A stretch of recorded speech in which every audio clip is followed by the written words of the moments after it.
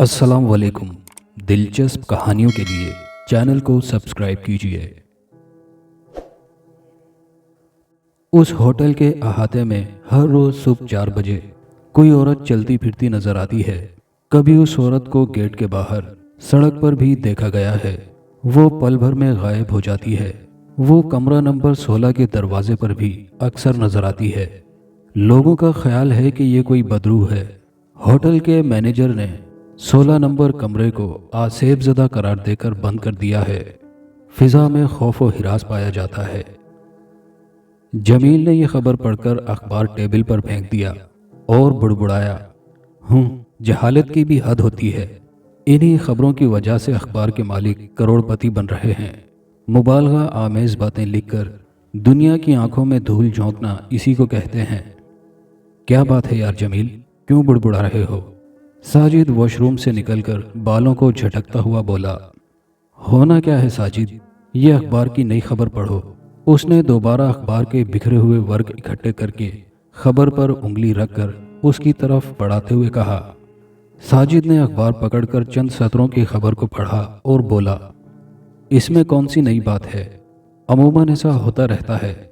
यार तुम भी इन बातों पर यकीन रखते हो? जमील हैरत से बोला। मेरे भाई, इसमें हैरानगी की कौन सी बात है? जिनों और रूहों का तस्करा तो कुरान पाक में भी है। साजिद ने जवाब दिया।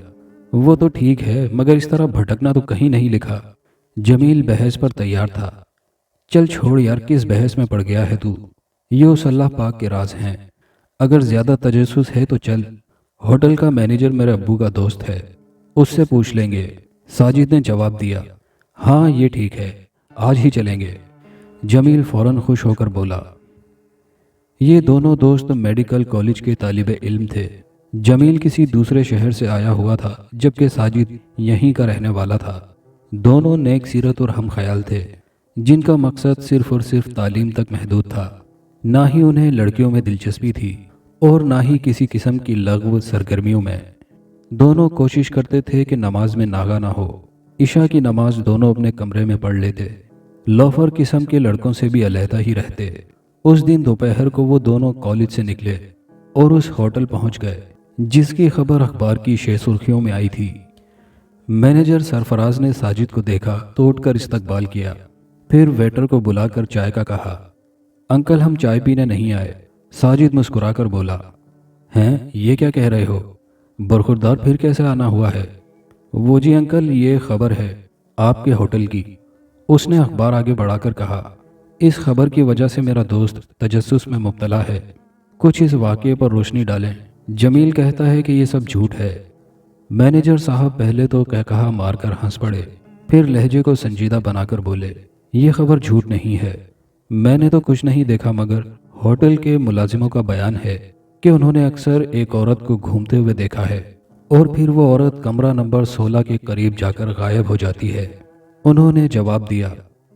क्या आप हमें वो कमरा दिखा सकेंगे? जमील ने पूछा। क्यों नहीं, मगर बेटा ऐसी बातों में दिलचस्पी नहीं लेना चाहिए आपको, वो शफकत से बोले। कुछ नहीं होगा अंकल, आप हमें कमरे की चाबी दे दें। मैं अपने दोस्त की ख्वाहिश पूरी करना चाहता हूँ, साजिद ने हंसकर कहा। वही बच्चों वाली जिद। मैनेजर ने हंसकर दराज से चाबी निकाली और एक मुलाजिम को बुलाकर साथ जाने को कहा। बहुत बहुत शुक्रिया अंकल। इतना कहकर वो मुलाजिम के हमरा तीसरी मंजिल के कमरा नंबर 16 के दरवाजे पर पहुंच गए। ये है वो कमरा।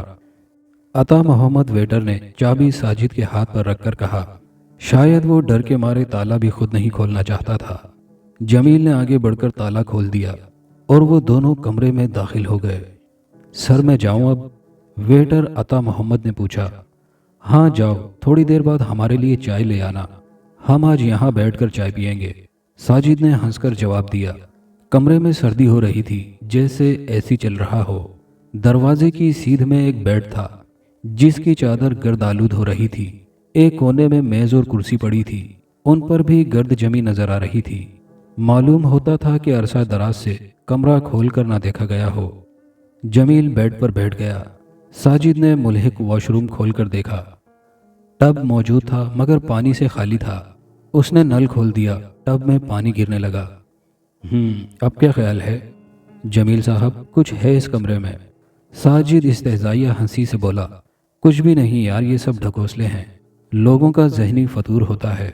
जमील ने जवाब दिया, चाय पीकर चलते हैं, तुमने देख लिया है ना 16 नंबर कमरा। नहीं यार, मैं आज रात भी यहीं रहूंगा, तुमने जाना है तो चले जाओ, जमील ने संजीदगी से जवाब दिया। यूं मालूम होता था जैसे जमील के मुंह से ये अल्फाज बगैर सोचे समझे निकल रहे हों। क्या कहा, रात को भी यहाँ रहोगे? साजिद ने हैरानी से पूछा। हाँ हाँ, मैं दूसरी जुबान में तो बात नहीं कर रहा। जमील का लहजा नाराजगी का था। साजिद ने हैरत से उसका मुंह देखा मगर खामोश रहा।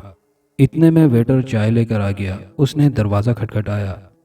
अता मोहम्मद, अंदर आ जाओ, साजिद ने बुलंद आवाज़ में कहा। जी सर, बहुत अच्छा।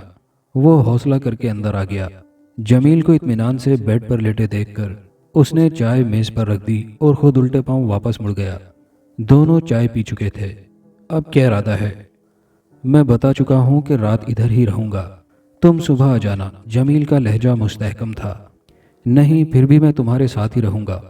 साजिद की आवाज़ में मोहब्बत की आमेजिश जमील ने भी महसूस की। चलो ठीक है, चाय पीकर नीचे चलकर अंकल को बता देते हैं कि किसी को भेजकर कमरे की सफाई करवा दें, साजिद ने कहा तो जमील भी उठ खड़ा हुआ। दोनों ने काउंटर पर जाकर मैनेजर से बात की। पहले तो उन्होंने मुसलसल इनकार किया, मगर फिर उनकी जिद के आगे मजबूर होकर खामोश हो गया। अंकल, हम थोड़ी देर घूम फिर आएं, रात को कमरे में ही सोएंगे। बेटे, ये तुम्हारी जिद है और अब तुम खुद हर बात के जिम्मेदार होगे। चाबी अपने पास रखो, जब दिल चाहे आ जाना। रात 10 बजे वो दोनों आकर कमरे में लेट गए। थोड़ी देर इधर उधर की बातों के बाद नींद का गलबा होने लगा। एक बात पर साजिद हैरान था कि हर बात को हंसी मजाक में उड़ाने वाला जमील न जाने क्यों संजीदा हो रहा था। वो दोनों सो गए। साजिद के खराटों की आवाज़ कमरे के सकूत को दरहम बरहम कर रही थी, मगर जमील बेखबर सो रहा था। ठीक 1:45 बजे जमील को सर्दी सी महसूस होने लगी। जीरो पावर के बल्ब की मध्यम रोशनी में उसने इधर उधर देखा। उसके सामने सिया लिबादे में मलबूस एक औरत खड़ी थी। शानों पर बिखरे हुए बालों में उसका गोरा चेहरा चमक रहा था। वो यकलख्त उठकर बैठ गया। बेड के दूसरी तरफ देखा, उसे साजिद नजर न आया। फिर वो गौर से औरत के चेहरे को देखने लगा। उसे कोई डर महसूस नहीं हो रहा था। तुम कौन हो? डरो मत जमील, मैं जरमीना हूँ। जरमीना तुम्हारे रूहानी उस्ताद मौलवी मोहम्मद इकराम की बेटी। तुम जरमीना हो? मगर तुम यहाँ कैसे? जमील ने हैरत ज़दा होकर पूछा। ये एक लंबी कहानी है जमील, और मैं इसीलिए तुम्हें ढूंढ रही थी। तुम मुझे ढूंढ रही थी? तुम्हें पता था कि मैं यहाँ इस शहर में हूँ? और तुम्हारी तो शादी भी हो गई थी। वो पे दर पे सवाल किए जा रहा था। हाँ हाँ, मैं तुम्हारे सब सवालों के जवाब दूंगी, ज़रा सब्र करो, जरमीना मुतमईन लहजे में बोली। मगर मेरी हैरत तो तभी दूर होगी जब तुम मुझे कुछ बताओगी। जमील ने फिर अपनी बात दोहराई। लो सुनो फिर, मैं एक जिंदा हस्ती नहीं हूँ, ये मेरी रूह है जो तुमसे हमकलाम है। तुम जब तक मेरे अब्बा जी के पास पढ़ते रहे, तुमने मुझे एक बहन का प्यार दिया था, और आज मुझे तुम जैसे भाई की ज़रूरत है जो मेरी मदद कर सके। हाँ, रूह का सुनकर डर मत जाना, तुम यूं भी तहकीकात करने को यहाँ ठहरे हो ना। बोलो, मैं ठीक कह रही हूँ? वो कह रही थी। जमील का दिमाग सुन हो रहा था, जैसे वो किसी और दुनिया में हो, मगर डर और खौफ का शायबा तक न था। क्या सोचने लगे हो? डर गए ना? वो आहिस्ता से बोली। नहीं, कोई डर नहीं, तुम अपनी कहानी सुनाओ मुझे, जमील जल्दी से बोला। तो लो सुनो। जब तुम स्कूल में पढ़ते थे तो तुम्हें याद होगा कि मेरे बाबा ने मेरे रिश्ते की बात साथ वाले गांव में चलाई थी। वो हाशिम था जो एक छोटा सा जमींदार था और जिसकी शोहरत भी खराब सी थी, मगर मैं गांव की सीधी साधी लड़की थी। बाबा के फैसले के सामने जुबान हिलाने की जुर्रत नहीं कर सकती थी। बाबा मेरा रिश्ता तय करके बहुत खुश थे, जबकि हाशिम जुए और शराब का रसिया था। शादी के बाद भी वो अपनी ये आदतें ना छोड़ सका। ज़मीन आहिस्ता आहिस्ता बिक गई, मगर मुझे कुछ मालूम ना हो सका। वो यूं भी अकेला ही था, घर में कोई रोक टोक करने वाला ना था। बाबा भी मेरी शादी के दूसरे ही साल अल्लाह को प्यारे हो गए थे। किसी से मैं क्या कह सकती थी? उन्हीं दिनों अल्लाह ताला ने मुझे एक बेटे से नवाज दिया। मुझे यूं लगा जैसे अब मेरा सहारा दुनिया में आ गया है। اختر مجھے اپنی جان سے بھی پیارا تھا۔ ہاشم نے بیٹے کی پیدائش پر بہت خوشیاں منائیں۔ مجھے کچھ امید پیدا ہو گئی کہ اب شاید وہ کچھ سنبھل جائے، مگر پھر اس کی وہی روٹین ہو گئی۔ رات کو 2 بجے گھر آ کر سو جاتا۔ میں نے 1-2 بار احتجاج کیا تو وہ مجھ پر ہاتھ اٹھانے لگا۔ اس کا کہنا تھا مرد ہر وقت عورت کے پلو سے بند کر نہیں رہتا، اور اب تو تمہارے پاس ننھا بھی ہے۔